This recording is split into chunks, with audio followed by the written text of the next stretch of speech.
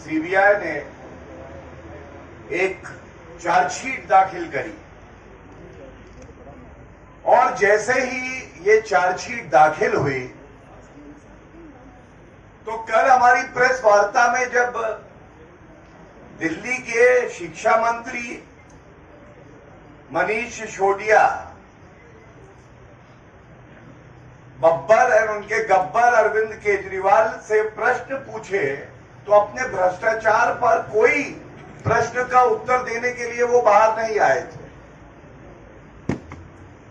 आज एक बड़ी ही छोटी सी प्रेस वार्ता करी जिसमें हर नागरिक ने देखा कि कट्टर बेईमान अरविंद केजरीवाल कहते हैं कोई और नहीं भारत में, अरविंद केजरीवाल कट्टर ईमानदार है। ये भारतीय राजनीति में पहले कभी नहीं हुआ कि जो किंगपिन हो, जिसके इशारे पे सारा भ्रष्टाचार दिल्ली में होता है, excise scam, classroom scam, DTC low floor buses scam, Satyendra Jain मंत्री पद से हटाए नहीं जाते हैं, हवाला रैकेट स्कैम, वो अपने आप को सर्टिफाई करता है कि मैं कट्टर ईमानदार हूं। अरविंद केजरीवाल जी, लगता है आपको राजनीतिक मोतियाबिंद हुआ है। जनता आपके बारे में क्या सोचती है वो आपको चुनाव के परिणाम आने पे पता चल जाएगा। लेकिन एक बात जरूर बताऊंगा, हम सबने सुना था ISI mark, Indian standards institute mark, ISI की गारंटी सुना है ना। अब KSI Kejriwal scamster institute guarantee दे रहा है खुद को, आया हूं तो भ्रष्टाचार तो करूंगा 100%। और ये KSI की जो गारंटी है, केजरीवाल स्कैमस्टर इंस्टीट्यूट की गारंटी, तथ्यों पे बात करेंगे, विधिक बात करेंगे। संवैधानिक पद पर बैठा हुआ व्यक्ति खुद को आके सर्टिफिकेट दे दे कि मैं ईमानदार हूं, जब पूरा देश कह रहा है कि कट्टर बेईमान कोई है तो वो अरविंद केजरीवाल है। और मैं पुनः एक बात उठाऊंगा, मनीष सिसोदिया शिक्षा मंत्री है, कल हमने बताया था कैसे टॉयलेट में बच्चों को पढ़ाने का इंतजाम कर रहे थे, भ्रष्टाचार कर रहे थे। तो शिक्षा के क्षेत्र में घोटाला हो तो अरविंद केजरीवाल जी के लिए वो कोई बड़ी बात नहीं है। और अब मैं आता हूं उन तथ्यों पे जो हर नागरिक के समक्ष होने चाहिए और मीडिया से हम साझा करना चाहेंगे।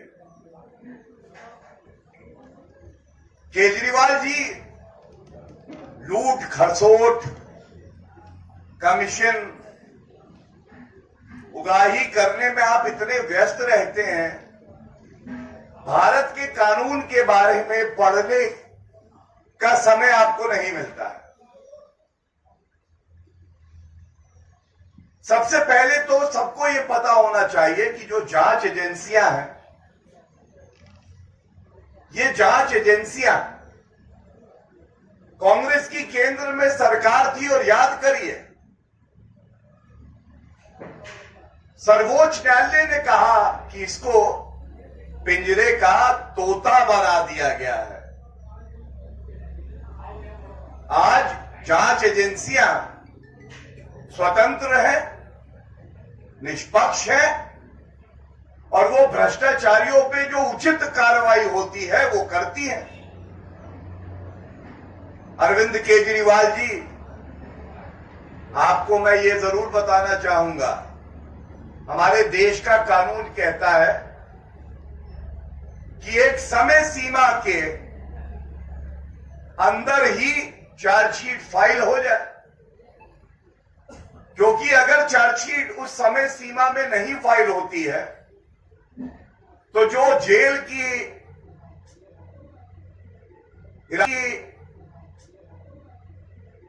हिरासत में होते हैं उनको ऑटोमेटिक बेल मिलती है।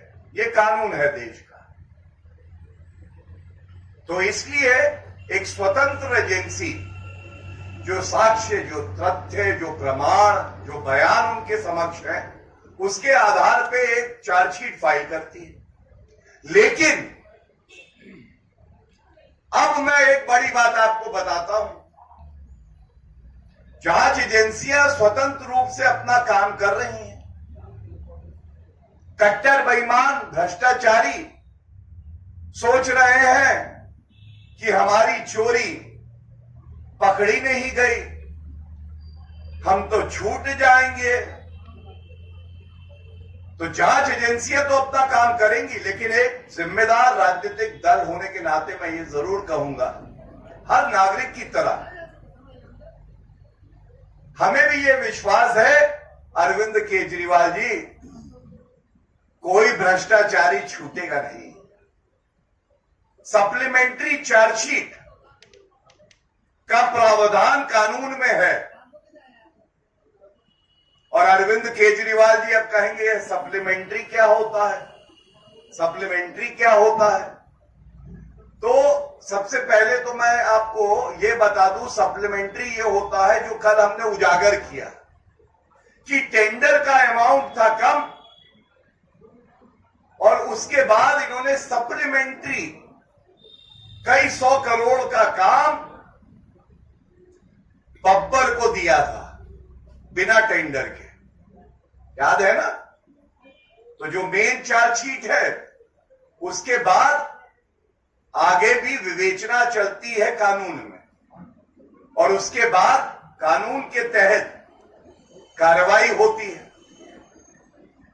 और मैं एक उदाहरण आपको देता हूं। अरविंद केजरीवाल जी, आपको मैं बताता हूं, आतंकवादी यासीन मलिक नाम आप जानते हैं, हमारे देश के खिलाफ गतिविधियों में लिप्त था। सप्लीमेंट्री चार्जशीट में उसका नाम आ गया था। यह बताना क्यों आवश्यक है? यह बताना इसलिए आवश्यक है, यह कानूनी प्रक्रिया होती है, जांच होती है, तथ्य आते हैं और भ्रष्टाचार पर करारा प्रहार हुआ है और 0 टॉलरेंस है। और कोई भ्रष्टाचारी जो सोच रहा है कि वो बच जाएगा, तो जांच एजेंसियों पे ये हमारा अटूट विश्वास है कि कोई भ्रष्टाचारी बचेगा नहीं। धन्यवाद।